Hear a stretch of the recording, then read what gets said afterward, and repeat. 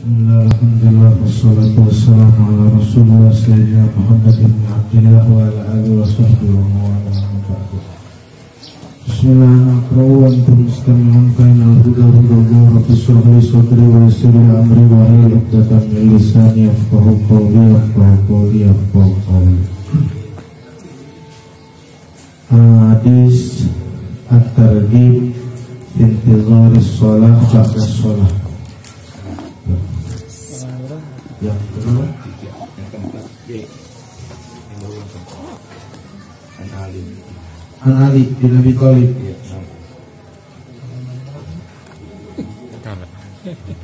Apa? An Ali 58. Bismillahirrahmanirrahim. An Ali bin Abi Thalib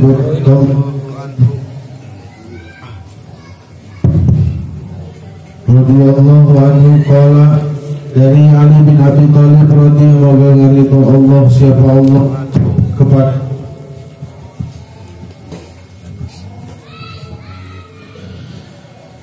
Qala Rasulullah sallallahu alaihi wasallam, sudah bersabda siapa Rasulullah sallallahu alaihi wasallam, innal abda, sesungguhnya seorang hamba, idza jalasa, di mana duduk ini si hamba, fi musallahu, di tempat sholatnya, ba'da sholati, setelah melaksanakan sholat, maka mendoakan alaihi, kepada si hamba tersebut, al malaikatu, siapa para malaikat, wa sholatuhum alaihi, dan sholat mereka alaihi, kepadanya, dan bunyi daripada doa mereka kepada hamba ini adalah Allahumma ighfir lahu, ya Allah ampuni dia.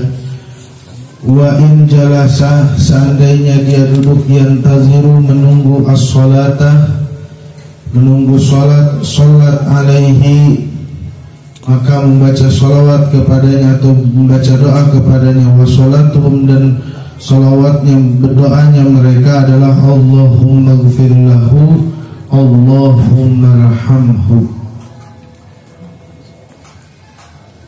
Wa Nabi Sa'id al-Khudri radhiyallahu anhu qala Rasulullah sallallahu alaihi wasallam, dari Sa'id al-Khudri radhiyallahu anhu qala Rasulullah sallallahu alaihi wasallam, ala adullukum, maukah aku tunjukkan kepada kalian, maukah kalian aku tunjukkan kepada kalian, ala ma yukaffirullahu bihi al-khotoya, terhadap perkara yang dapat menghapus kejelekan-kejelekan, wa yazidu bihil hasanat, dan menambah dengan hal tersebut kebaikan-kebaikan. Qalu, maka berucap para sahabat, bala, mohon, ya Rasulullah, wahai Rasulullah. Qala, maka bersabda Rasul, isbagul wudu, sempurnakan wudu, awit tuhuru fil makarihi, atau bersuci dari waktu-waktu yang tidak disenangi, wa kasratul khuta ilal masjid, banyaknya langkah terhadap masjid, was sholatu ba'da sholat, dan sholat setelah sholat, wa ma min ahadin yakhruju min baitihi mutahhiran hatta ya'tiyal masjid, dan tidak ada salah seorang keluar daripada rumahnya dalam keadaan bersuci sehingga dia mendatangi masjid, fayusalli, sehingga dia melaksanakan sholat, fihi, di dalam masjid tersebut, ma'al muslimin, beserta orang-orang muslim, au ma'al imam, atau beserta imam, summa yantazirus sholat, kemudian dia menunggu sholat, allati ba'daha, yang setelahnya, illa, kecuali, qalat, berkata al malaikatu, siapa malaikat, Allahumma ighfir lahu, ya Allah ampuni dia, Allahumma arhamhu, ya Allah beri rahmat dia. Rawahu Ibnu Majah, diriwayatkan oleh Ibnu Majah. Wa an Uqbah bin Amir radhiyallahu anhu an Rasulullah sallallahu alaihi wasallam annahu qala, dari Uqbah bin Amir dari Rasulullah SAW bahwasanya Rasul bersabda, al qaidu ala shalah kal qanit, orang yang duduk di sholat itu seperti orang yang taat, wa yuktabu minal musallina, dan ditulis daripada orang-orang yang sholat, min haini yakhruju min baiti hatta yarji'a ilaih, dari ketika keluar sampai kembalinya kepada masjid tersebut. Rawahu Ibnu Hibban, diriwayatkan oleh Ibnu Hibban. Hadirin yang dimuliakan oleh Allah Subhanahu wa taala, intizarus shalah ba'da shalah. Mudah-mudahan para jamaah diberikan keistiqomahan di dalam taklim per 2 pekan sekali, dan mudah-mudahan Allah kabulkan segala hajat kita, amin ya Allah ya rabbal alamin.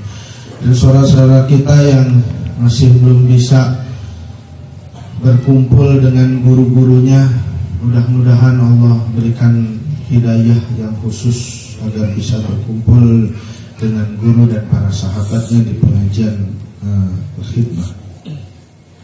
Hadirin yang dimuliakan oleh Allah Subhanahu wa taala, di sini membahas intizarus shalah ba'da shalah. Sebagaimana yang kita ketahui, sesuatu yang berpahala itu sampai-sampai perkara yang ada kaitannya pun itu berpahala. Apalagi yang berurusan dengan sholat, ada kaitannya aja, itu sudah berpahala. Gak usah berwanginya, bukan hanya berwanginya ntar dulu dah, itu udah pasti. Ini menunggunya, menunggu. Nah, kalau kata orang mengatakan apa? Menunggu itu sakit, oh ternyata menunggu itu berpahala, seperti itu. Ya, seperti itu. Itu menunggu sholat, menunggu sholat. Ada masbuk ya. Bukan masuk ya. Masbuk.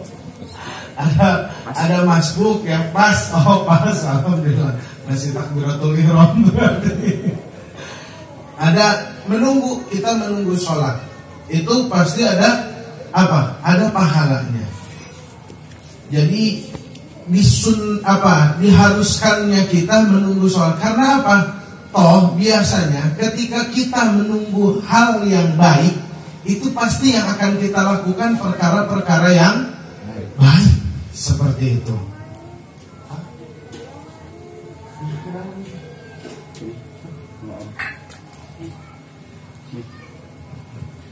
Pasti itu akan hal-hal baik pula. Sehingga tasbih itu ini ya, tasbih ya, itu tidak diperbolehkan ketika kita sedang menunggu sholat. Ya, tasbih. Jadi tasbih ini ketika di hal luar itu nggak apa-apa. Bahkan hadis musalsal fi'li pun ada pakai jalur tasbih. Jadi hadis yang paling barokah adalah hadis musalsal fi'li. Kan ada hadis musalsal qauli, ada hadis musalsal fi'li. Kalau hadis musalsal qauli ada tuh la sawab ka Mu'ad, pada Mu'ad, ya Mu'ad inni uhibbuk. Nah ini apa kaulinya? Ini uhibbuk. Fakul, inti hadisnya fakul dubura kulli sholatin Allahumma inni ala dzikrik wa syukrik wa husni ibadatik. Nah itu hadisnya yang pertama itu disebutnya hadis musalsal qauli, sehingga para perawi hadis sampai ke bawahnya itu menggunakan, kalau dari saya ya saya nggak mengatakan ya Mu'ad gitu. Misalkan saya meriwayatkan kepada Mang Cega, ya Mang Cega ini uhibbuk, aku mencintaimu. Anu misalnya ya, hadisnya berbentuk mu'an gitu, udah musalsal mu'an lagi. Anu.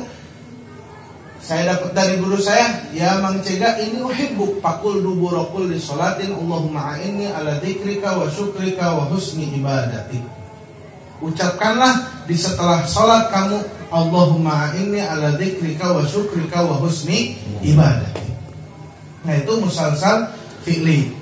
Musalsal qauli. Ada musalsal fi'li yang mana berbunyinya pun itu di dalam masalah tasbih. Syabbaka Rasulullah SAW. Rasul itu mentasbih Abu Hurairah dan Rasul berkata, ittaqillah, ittaqillah, ittaqillah sampai 3 kali.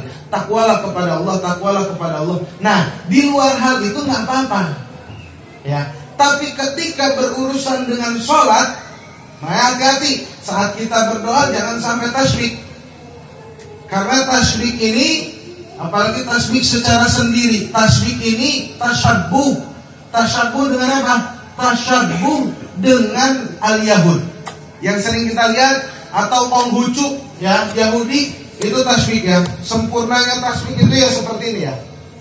Nah, kita lihat orang Konghucu atau apa Yahudi itu cara penyembahannya itu sampai tasbih sampai seperti ini. Nah, sampai seperti ini. Nah, ini tidak diperbolehkan. Nah, ketika kita berdoa jangan sampai kita tasbih. Jangan tasbih, jangan sampai. Terus ketika menunggu sholat itu karena intidharus sholat, qabla sholat. Intidharus sholat, ba'da sholat. Menunggu sholat setelah sholat adalah sholat.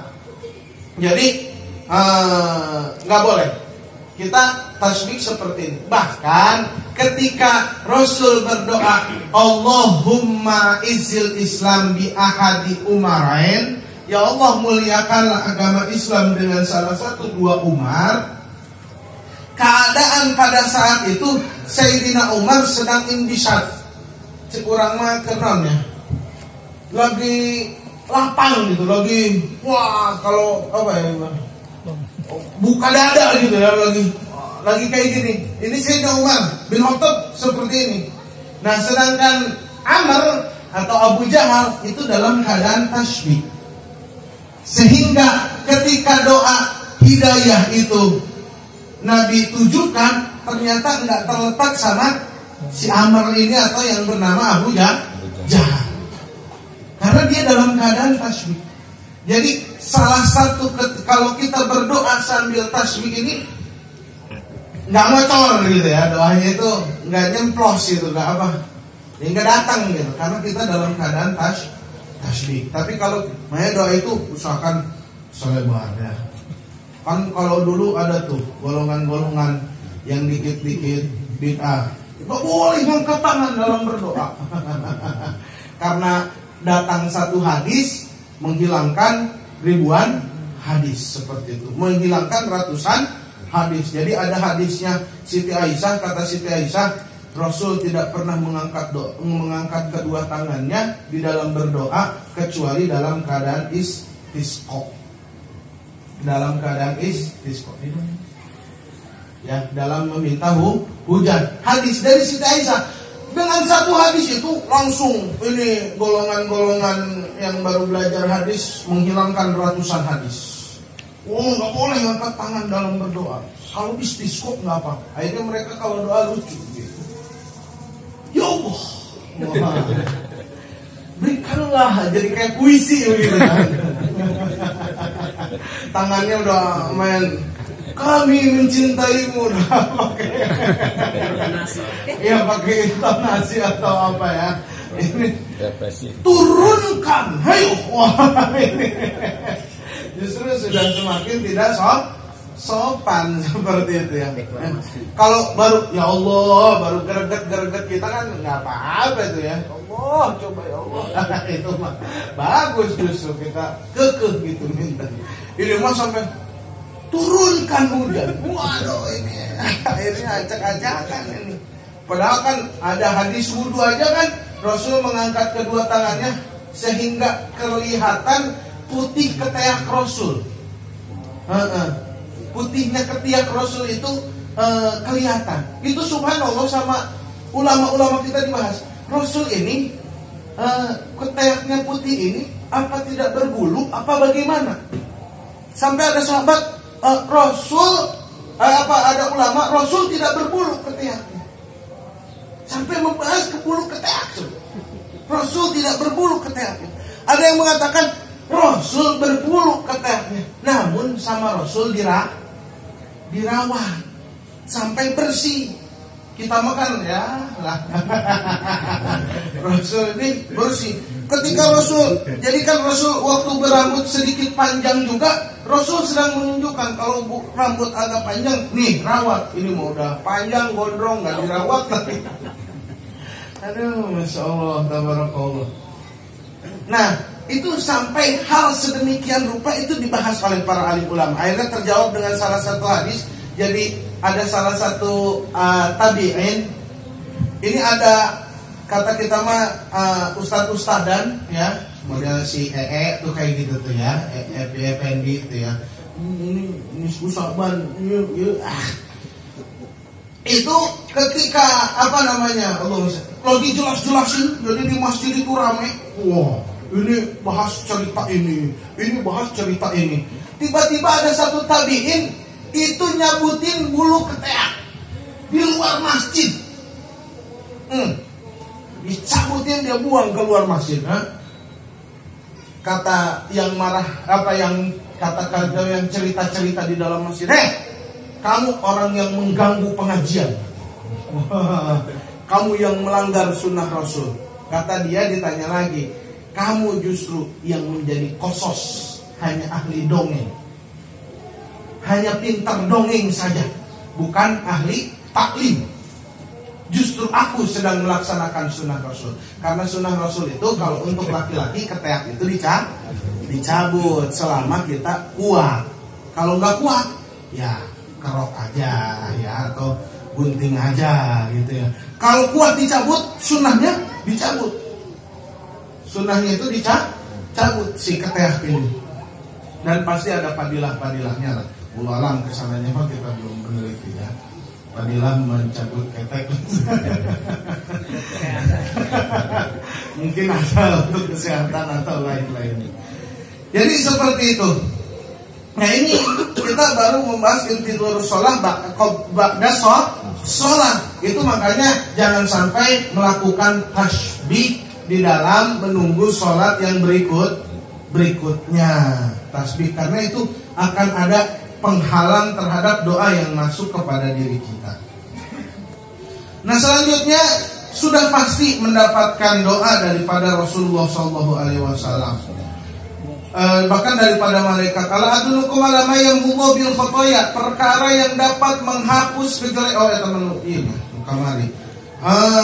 Seandainya seorang hamba yang duduk, itu sudah pasti malaikat mendoakan. Apa doanya malaikat? Allahumma ighfir lahu. Kalau masih duduk lagi, asar nunggu maghrib, nunggu lagi dia sampai isya. Asar nih, tanggung mau pulang, ngapain? Ini udah nggak terlalu cakep, udah nggak pergi kencang, ada di masjid aja lah. Di masjid dia nih, nunggu sampai maghrib. Ngapain saya pulang? Orang kamu di masjid WC ada, kamar mandi ada, pengen kencing gampang, pengen BAB gampang. Udahlah saya. Nah, itu ditambah lagi, Allahumma gfirlahu, Allahumma arhamhu. Beres sakit itu be, menang doa lagi, udah dapat doanya juga dari malaikat. Pengen dapat doa dari malaikat itu, amalkan. Wa qalilun fa'iluhu, sedikit yang mengerjakannya, seperti itu ya. Disebutkan lagi di sini kata Rasulullah SAW, maukah kau aku beri tunjuk perkara yang dapat menghapus daripada kejelekan-kejelekan. Kan kalau Abi pernah membahas ada apa disebutnya afu, ada ghafur, ada kafaroh ya, itu segala bentuk penghapusan. Ada kafaroh kan harus kita puasa, ada kan kafaroh juga harus kita mengeluarkan sedekah atau infak, mengeluarkan barang seperti itu. Nah, ini ada perkara juga yang yukaffir bihil khotoya, yang menghapus dosa-dosa. Nah, cuma harus ada gerakannya. Apa gerakannya? Sempurna wudu. Sempurnakan wudu. Wa tuhur fil makarih. Kalau dulu ini masih sedikit contohnya, bersuci ketika di waktu-waktu apa? Enggak senang. Ngambil wudu ada nih, ngambil wudu di waktu-waktu. Kalau dulu masih sedikit, seperti kalau siangnya terlalu panas, kan pasti kita mau ngambil wudu aja, panas, masih panas, tunggu adem dikit. Kalau malamnya terlalu dingin, Sehingga kalau sekarang kapan? Ketika ada tamu. Itu lebih mudahnya, lebih bisa dipahami ya. Ketika ada tamu lagi ngobrol-ngobrol bisnis udah panjang lebar,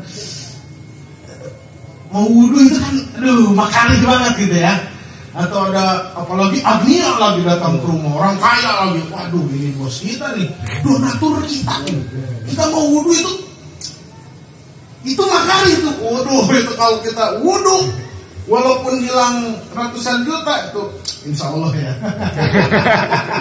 pahalanya tuh ya subhanallah lah pokoknya.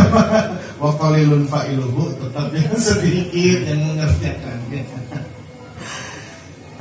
Wa kasratul khuta ilal masjid, banyaknya jalan ke masjid, banyaknya langkah ke masjid. Wassalah ba'da sholat, melakukan sholat setelah sholat.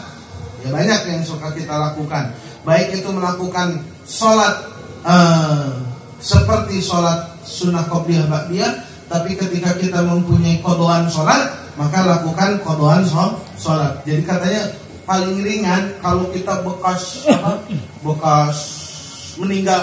orang-orang peninggalan sholat kan ya. Orang-orang yang meninggalkan sholat itu paling enak. Misal, dulu saya kerja di sana 4 tahun saya sholatnya belang-belang katanya. Ya sudah, selama 4 tahun dari mulai sekarang, ba'da maghrib sholat maghrib lagi, ba'da isya sholat isya lagi, sebelum asar sholat asar dulu, ba'da zuhur sholat zuhur lagi, nanti sebelum subuh sholat subuh, seperti itu. Nah terus, dan tidak ada dari seorang hamba, salah satu orang dari kalian keluar daripada rumahnya dalam keadaan bersuci sehingga dia mendatangi masjid, sehingga dia melaksanakan sholat, menjadi imam maksudnya, atau dia menjadi makmum, kemudian dia menunggu sholat yang setelahnya, kecuali malaikat mengucapkan Allahumma gfir lahu, Allahumma arhamhu. Sudah cukup. Kalau sudah Allahumma arhamhu, insyaallah sudah cukup. Allahumma gfir lahu, Allahumma arhamhu, sudah cukup. Kehidupan kita itu cukup di 2 garis ini, insyaallah sudah tercukupi semua. Yang terakhir, hadis terakhir dari bab intizari sholat ba'da sholat adalah al-qaid, yang melakukan sholat itu dapat ditulis daripada orang-orang yang sholat daripada keluarnya dari rumahnya sehingga kembali lagi. Subhanallah. Atau yang memimpin sholat ini pahalanya itu pahala makmum juga, dia dapat pemimpin sholat, maka imam. Sehingga makanya berbahaya jadi imam yang dibenci makmum. Itu sholatnya sejengkal aja nggak diangkat. Dengan alasan bencinya bukan karena beda politik, ya, tapi karena sholatnya memang nggak benar, bacaannya salah segala macam, kan mahorijul huruf yang sebenarnya. Rahman, Rahim, acak-acakan, ya, acak-acakan. Nah makanya alangkah lebih baiknya sebelum kita terjun ke masyarakat, kita perbaiki mahorijul huruf kita perbaiki fikih sholat kita, sehingga ketika ada ini dan itu, kebencian itu berarti di luar daripada hal tersebut. Nah seperti itu, mudah-mudahan kita selalu berharap dan meminta kepada Allah Subhanahu wa ta'ala apa-apa yang tertera dalam hadis ini, mudah-mudahan kita bisa melakukannya, mudah-mudahan kita bisa mengamalkannya, dan mudah-mudahan kita bisa memanfaatkannya, mudah-mudahan kita bisa menyebarkannya. Adanya Allah wa iyyakum ajmain. Wassalamualaikum warahmatullahi wabarakatuh.